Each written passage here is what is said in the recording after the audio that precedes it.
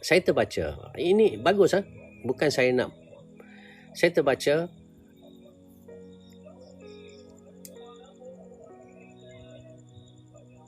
okey, terbaik daripada Hamzah Zainuddin and the team. Okey, walaupun parti pun tak dapat tak dapat finalize lagi, tetapi ini adalah infografik riset negara terbaik. Okey, infografik riset negara.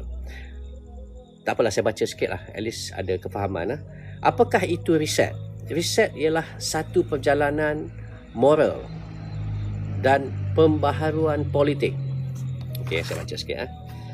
Riset ialah satu perjalanan moral dan pembaharuan politik yang bertujuan memperbetulkan hala tuju negara melalui integriti, amanah, tadbir urus baik dan politik berprinsip, bukan sekadar perubahan kuasa. Ini yang dilakarkan, infografik yang dilakarkan oleh tim Hamzah Zainuddin. Yes, kita perlulah orang macam ni. Inilah yang kita nak. At least you do something. Okay, terbaik. Muhyiddin jadi pengurusi Perikatan Nasional. Ada reward benda-benda macam ni? Tak ada. Dia fikir macam mana nak selamatkan kes jana wibawa, macam mana nak selamatkan anak menantu. Anak menantu tak balik-balik lagi. Okey, nombor 2. Mengapa riset diperlukan sekarang? 1. Politik negara dilihat semakin pragmatik dan kehilangan nilai. 2. Rakyat mahukan kepimpinan berintegriti. Ya. Rakyat inginkan pemimpin yang berintegriti. Institusi negara perlu diperkukuhkan semula. Institusi negara perlu diperkukuhkan semula. Maksud dia macam tadi lah. Legislatif, judiciary dan sebagainya. Okey. Sistem politik memerlukan keseimbangan moral dan kompetensi. Kompetensi. Jadi, kalau pemimpin tak ada moral macam Anwar Ibrahim, maka hancurlah negara. Sebab itu kita perlu seorang pemimpin yang ada moral dia. Ini nama dia riset negara. Ini yang infografik yang dilakarkan oleh tim Hamzah Zainuddin. Terbaik. Okey, saya baca sikit sepintas lalu. Nombor 3, apakah wadah politik riset? 1. Gerakan pemikiran. Nombor 2, satu pendekatan pembinaan negara. 3. Satu transformasi budaya politik. Kita perlu tukar budaya politik. Ya, budaya politik yang didoktrinkan oleh UMNO iaitu menabur dedak, itu adalah satu budaya yang salah. Dan budaya politik menabur dedak itu sudah pun berjangkit ke parti PKR, Parti Bersatu dan parti-parti yang lain, termasuk dengan Parti Kuala. Begitu juga dengan parti DAP itu sendiri. So, kita perlu ubah budaya politik itu. Transformasi budaya politik. So sebab itu kita perlukan rakyat ini bijak, yang mana rakyat tidak lagi boleh dijual beli dengan wang ringgit. Okey, nombor 4, apakah prinsip utama gerakan riset? Amar makruf nahi mungkar, politik beretika. Terbaik. Amar makruf nahi mungkar, politik beretika, ada etik dia. Berintegriti dan amanah kepimpinan. Tadbir urus berlandaskan perlembagaan. Ya, tadbir urus yang berlandaskan perlembagaan ini saya amat suka. Kerana apa? Kerana tadbir urus Anwar Ibrahim, kerajaan luar tabi'i ini tidak berlandaskan perlembagaan hari ini. Dia langgar segala-galanya. Okey. Politik matang dan sederhana. Politik matang tetapi sederhana. Okey, terbaik. Pembangunan insan dan institusi. Ya. Pembangunan insan ini yang penting. Pembangunan insaniah. Insan ataupun insaniah. Okey, pembangunan insan ini adalah penting. Sebab itu kita nak rakyat kita bijak. Bukannya kita memperbodohkan rakyat. Seperti mana yang dilakukan oleh yang didoktrinkan oleh UMNO itu sendiri, ataupun undak mantap. Dia memperbodohkan rakyat. Pemimpin yang korup pun, tak apa, kamu kena jilat. Pasal apa? Pasal kamu akan dapat dedak kalau kamu jilat pemimpin yang korup. Itu adalah tak betul. Jadi pembangunan insaniah, that means kita perlu orang kata educate rakyat. Itulah pembangunan insaniah ni. Kita nak nak educate rakyat supaya rakyat itu bijak. Bukan memperbodohkan rakyat seperti mana yang dilakukan oleh Anwar Ibrahim, seperti mana yang didoktrinkan oleh Umdat Mantap sejak berdekad lamanya. Dan pembangunan institusi. Ya, institusi itu juga harus diperkasakan. Okey, gerakan riset negara, visi dan trust. Apakah fokus utama gerakan riset? Okey, tak apa, ini bagus. Bagus. Ini yang kita, setidak-tidaknya kita ada lakaran ke manakah hala tuju yang pembangkang nak bawa. So, sebab itu saya kata memang PAS sewajibnya lah membentukkan kerjasama yang padu dengan tim Hamzah Zainuddin dan tengok, okey, mereka dapat lakarkan apakah yang mereka nak lakukan jika sekiranya mereka dapat membentuk kerajaan. Bukan macam parti bersatu bergaduh sama sendiri, pecat orang tu, pecat orang ni, tidak menjuari isu. Last kali hari ini kita dah tak tahu apa dah akan jadi pada parti bersatu tu. Okey, tak apa, forget it. Okey, gerakan riset negara, visi dan trust. Okey, gerakan riset negara ini nombor 5. Apakah fokus utama gerakan riset? Fokus utama gerakan riset, pembinaan semula institusi negara. Apa maksud pembinaan semula institusi negara? Pembinaan semula institusi negara ini itulah memperkasakan judiciary legislatif yang mana tidak boleh diliwat sesuka hati seperti mana yang dilakukan oleh non ketimbang. Dia gunakan AG untuk bagi DNA kepada anak murid dia, last kali dapat NFA. Itu adalah memperkosakan institusi negara. Kita sepatut bina balik institusi negara ini supaya ianya tiada kompromi dalam hal benda-benda macam ni. Okey, reformasi sistem politik. Ya, kepimpinan berakhlak. Yes. Kepimpinan berakhlak ini pun penting. Amat penting. Kalau pemimpin yang tidak berakhlak ni, dia boleh pergi liwat sana, dia pergi tala sana, itu orang yang tak berakhlak. Sebab itu negara kucak-kacir. Jadi kita perlu pemimpin yang berakhlak. Politik inklusif pelbagai kaum. Yes. Politik yang inklusif pelbagai kaum. That means kita harus pemimpin politik tidak kira ianya Cina ke, India ke, Melayu ke. Bila kamu menjadi pemimpin nanti, kamu harus melihat daripada pelbagai aspek. Kamu perlu melihat semua kaum. Kamu perlu menjaga, melestarikan kesemua kaum dan menjaga ialah pelbagai etnik itu sendiri. Kalau kita lihat hari ini Anthony Loke, ada tak dia fikir pasal benda ni? Tengok apa yang sedang berlaku, yang telah pun berlaku tentang isu pemandu mabuk. Okey, sekejap ada report pula. Okey, minta tolong share live, share live, ada satu report. Okey, jadi politik inklusif pelbagai kaum. Anthony Loke tidak melakukan sedemikian. Kalau kita lihat bagaimana tergurisnya hati kita sebagai orang Melayu yang beragama Islam,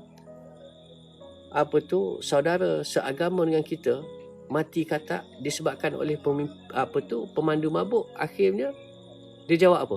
Dia menggunakan statistik hanya 0.5% saja yang terkesan dengan pemandu mabuk. Tak betul. Sebab itu saya kata kita haraplah satu hari nanti anak dia ke, bini dia ke, mak dia ke, anak saudara dia ke kena langgar dengan pemandu mabuk. Macam mana dia rasa? Sebab itu saya kata they are selfish. Okay? Kita tak perlu pemimpin-pemimpin yang selfish. Tak kira dia berbangsa apa, beragama apa, tetapi kamu perlu melestari semua kaum, semua bangsa dan menghormati semua agama. Jadi ini bagus politik inklusif pelbagai kaum. Keseimbangan pembangunan material dan moral. Ya. Keseimbangan pembangunan material dan moral. Ya. Perlu ada keseimbangan dan pemimpin haruslah berlaku adil selepas pada pilihan raya. Pemimpin tidak boleh nak buat sembrono, tak boleh pembangkang kita tak boleh bagi peruntukan seperti mana yang Anwar Ibrahim. Anwar Ibrahim jahat. Kenapa saya cakap jahat? Kalau dulu 25 tahun dia kata apa? Oh, kita akan perjuangkan bila kita jadi kerajaan, kita tidak akan anak tirikan pemimpin pembangkang. Kita akan bagi peruntukan sama adil walaupun mereka itu pembangkang. Hari ini apa yang berlaku? Betapa jahatnya Anwar Ibrahim, dia tidak pun memberi peruntukan kepada kepimpinan pembangkang, MP-MP pembangkang. Mana ada? Adilkah? Sedangkan rakyat yang memilih, rakyat yang memberi mandat, tak kira siapa, sama ada kamu di pihak kerajaan maupun di pihak pembangkang. Jadi apa yang dilakukan oleh Anwar Ibrahim itu adalah satu pengkhianatan kepada rakyat. Sebab itu saya kata keseimbangan pembangunan material dan moral. Okey, ataupun mereka perlu berlaku adil wa imma pemimpin itu adalah pemimpin pembangkang. Okey, nombor 6 apakah trust gerakan riset? Walaupun nilai moral dan spiritual menjadi asas, nilai moral dan spiritual menjadi asas, gerakan riset turut mengambil pendekatan kebebasan asasi, exactly, demokrasi moden yang lebih moderate, prinsip perlembagaan, kebebasan bersuara dan ekspresi secara bertanggungjawab. Semua benda-benda ini yang pernah Anwar Ibrahim janjikan kepada rakyat. Semua perkara-perkara ini yang pernah dilaungkan oleh pemimpin-pemimpin DAP juga. Tetapi adakah mereka lakukan? Mereka tak lakukan. Di sini nak menunjukkan yang bahawasanya mereka tipu kita. Okay, so terbaik kepada Hamzah Zainuddin and the team. Okay, nombor 7. Apakah perbezaan gerakan riset dengan reformasi politik biasa? Apakah perbezaan gerakan riset dengan reformasi politik biasa? Reformasi politik biasa itu yang Anwar Ibrahim laungkan lah. Reformasi kencing rakyat. Gerakan riset bertujuan: 1. Memperbaiki politik secara keseluruhan. 2. Meningkatkan standard kepimpinan nasional. 3. Ini saya bersetuju lah, meningkatkan standard kepimpinan nasional. Kita harap pada PRU 16 tidak ada lagi beruk-beruk ke monyet ke lutung ke ada dalam parlimen. Seperti mana siapa nama Ulu Langat mengalahkan beruk kat dalam hutan. Satu dunia melihat. So, kita tak nak lagi macam jelutong ke baik pemimpin-pemimpin DAP yang mencelah sana mencelah sini. Kita tak nak beruk babi hutan ke apa semua sekali ada di dalam parlimen. Okey. Jadikan Dewan Rakyat itu adalah tempat untuk membela rakyat. Kamu adalah penggubal dasar negara. Ahli parlimen dipilih, 222 ahli parlimen dipilih, tak kira di sebelah kerajaan maupun di sebelah pembangkang, adalah untuk apa? Untuk menjaga ataupun melestarikan hak rakyat, kepentingan rakyat. Bukannya berbalah melalak macam beruk, macam monyet kat dalam parlimen. Ini yang tak betul. Jadi saya setuju membina budaya politik baru, penstrukturan semula institusi dan pentadbiran. Okey. Tadi meningkatkan standard kepimpinan nasional. Meningkatkan standard kepimpinan nasional itu saya bersetuju. So, kita haraplah Ulu Langat tidak lagi siapa nama si Sani itu tidak lagi lah diundi. Kalau masih ada lagi yang undi Sani Hamzan tu, saya rasa dengan pengundi-pengundi itu pun tolol lah. Minta maaf guna ayat yang kasar sikit, tapi memang selayaknya untuk dia. Dia jadikan Dewan Rakyat itu macam zoo negara. Jadi, okey, nombor 8. Apakah matlamat akhir gerakan riset? Matlamat akhir keamanan dan ekonomi. Hopefully lah benda apa yang dilakarkan apa yang dilakarkan ini saya pun tak dapat ni, cuma ini saya brief apa yang saya faham daripada pembacaan saya. Apakah matlamat akhir gerakan riset? Keamanan dan ekonomi. Memastikan negara berada dalam keadaan aman, ekonomi terurus dan pentadbiran berjalan lancar tanpa krisis politik berpanjangan yang mengganggu kesejahteraan rakyat. Alright, terbaik. Politik matang. Mengamalkan politik matang berasaskan hujah dasar dan kepentingan rakyat, bukan emosi, fitnah dan perebutan kuasa semata-mata. Alright. Pemimpin amanah. Melahirkan pemimpin yang amanah, jujur dan bertanggungjawab serta meletakkan kepentingan rakyat melebihi kepentingan diri atau parti. Okey. Sebab itu pemimpin amanah ni saya suka juga point ni. Melahirkan pemimpin yang amanah, jujur dan bertanggungjawab. Itu adalah key point sebenarnya, serta meletakkan kepentingan rakyat. Hari ini Anwar Ibrahim ini meletakkan kepentingan kroni dia bagi kat Farhash, bagi kat Vincent Tan. Dia tak fikir pasal rakyat. Dia nak naik harga minyak, dia naik sesuka hati dia naik. Dia tak fikir Dia fikir berapa banyak yang dia boleh sakau, dia berapa banyak yang dia boleh cedok daripada kenaikan tersebut. Akhirnya rakyat terkesan. So dia tak fikir pasal kepentingan rakyat melebihi kepentingan diri atau parti. Okey. Institusi bebas. Ini poin ni yang saya paling suka. Inilah yang kita lakukan. Sebenarnya institusi bebas ini perlu berada nombor satu. Okey. Apakah matlamat akhir gerakan riset ni sepatutnya diletakkan paling atas sekali Kerana apa? Ia adalah kunci segala-galanya. Memastikan institusi negara seperti kehakiman, penguatkuasaan dan pentadbiran awam berfungsi secara bebas. Exactly. Inilah kunci segala-galanya. Dan kita harap tim Hamzah dapat naikkan institusi bebas ini berada di paling atas sekali. Okeylah, selepas pada keamanan dan ekonomi itu, tetapi saya rasa institusi bebas itu perlu berada di atas sekali. Ini yang harus dilakukan jika sekiranya Perikatan Nasional dapat membentuk kerajaan. Ini yang wajib dilakukan terlebih dahulu. Okey, saya baca sekali lagi. Institusi bebas memastikan institusi negara seperti kehakiman, penguatkuasaan dan pentadbiran awam berfungsi secara bebas, telus dan profesional. Ini baru betul.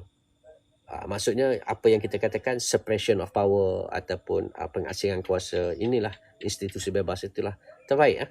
Okey.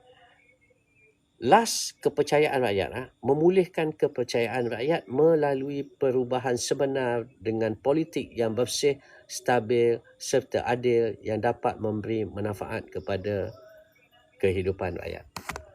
Okey, anyway, tahniah kepada Hamzah Zainuddin and the team. At least kamu telah melakarkan sesuatu. Apakah hala tuju? Apakah hala tujulah yang kamu nak bawa negara ini jika sekiranya kamu dapat membentuk sebuah kerajaan? Ini yang sepatutnya berlaku. So, kita harap perkara ini dapat diperincikan dan kita harap setiap daripada kalangan kita, terutama sekali penyokong-penyokong pembangkang, pergi cari benda ni. Mungkin boleh dapat dengan Syafiq Halim, Syafiq Halim ke siapa.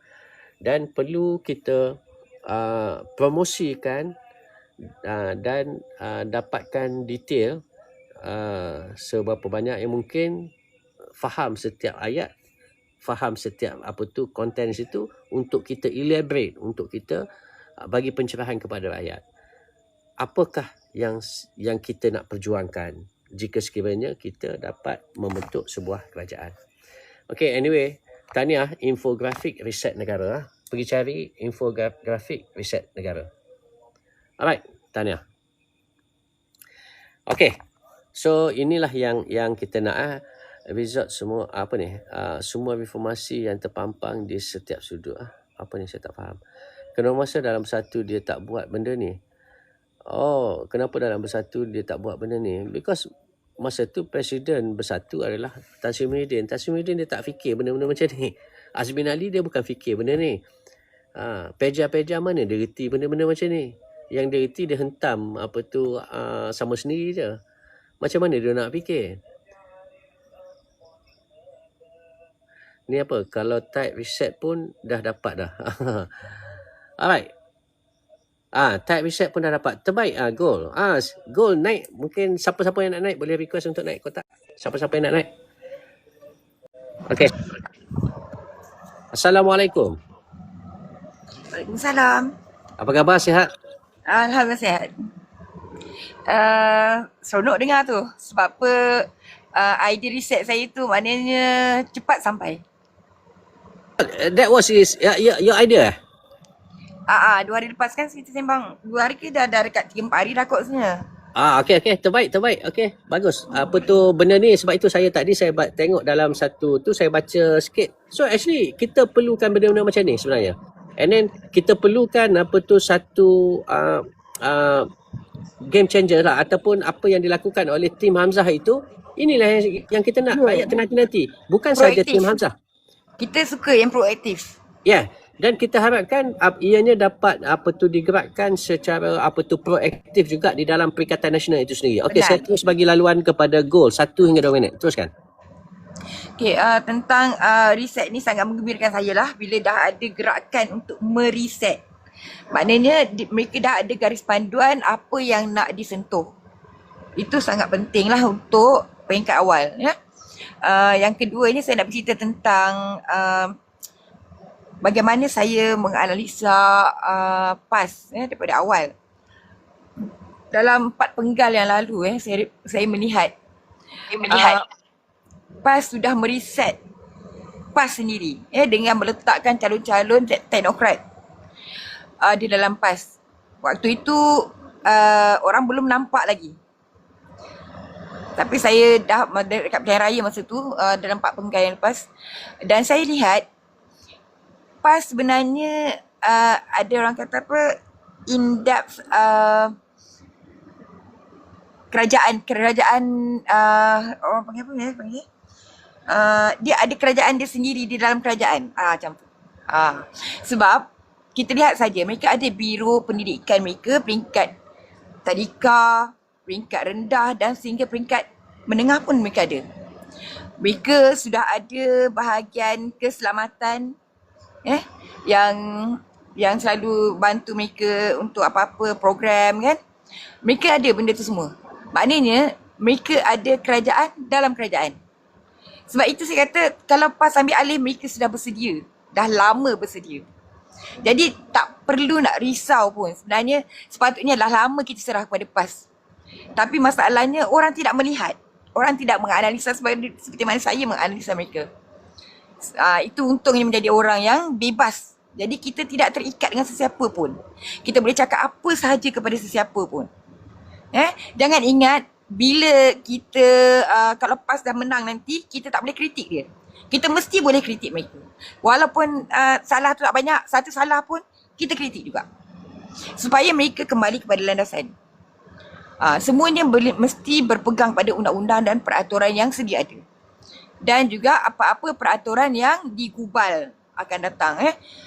Especially macam sekarang ni, tentang memandu mabuk ni sangat-sangat penting. Banyak undang-undang yang perlu ditegaskan semula untuk banyak kesalahan yang tak sepatutnya, yang menindas rakyat. Itu semua kena kita kaji baliklah. Terutama harga minyak, yang mana yang sudah lari pada landasan yang tidak lagi dibuat keputusan di dalam parlimen, dibuat secara bebas, semua keputusan bebas. Sekarang ni hendaklah dikembalikan kepada landasannya. Itu yang penting sebab saya sebut tentang riset itu. Saya rasa cukuplah untuk saya jelaskan apa yang saya maksudkan dan apa yang saya analisakan selama beberapa tahun, insyaAllah. Alright, okay, terbaik Gol lah. Okay, sebenarnya inilah yang kami juga bersuara sejak sebelum ini. Kami bersuara benda-benda macam ni lah. Dan dalam masa sama kita faham di dalam PAS itu memang mereka dah lakukan satu perubahan yang besar, terutama sekali dengan meletakkan calon-calon teknokrat dengan cuba untuk blend together dengan pelbagai pihak, terutama sekali golongan muda dan sebagainya.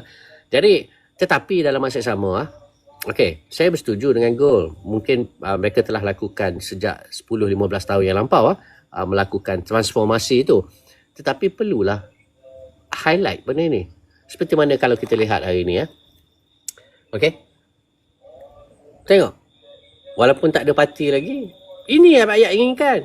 Apakah kekuatan untuk kita beri undi kepada Hamzah Zainuddin and the team ini bersama dengan Perikatan Nasional ini disebabkan benda-benda macam ni. Tetapi kalau kita kata bila dah macam ni, kalau kita kata kami dah lama siapkan, kami dah lama buat. Tapi kamu tak pernah tunjuk kepada rakyat.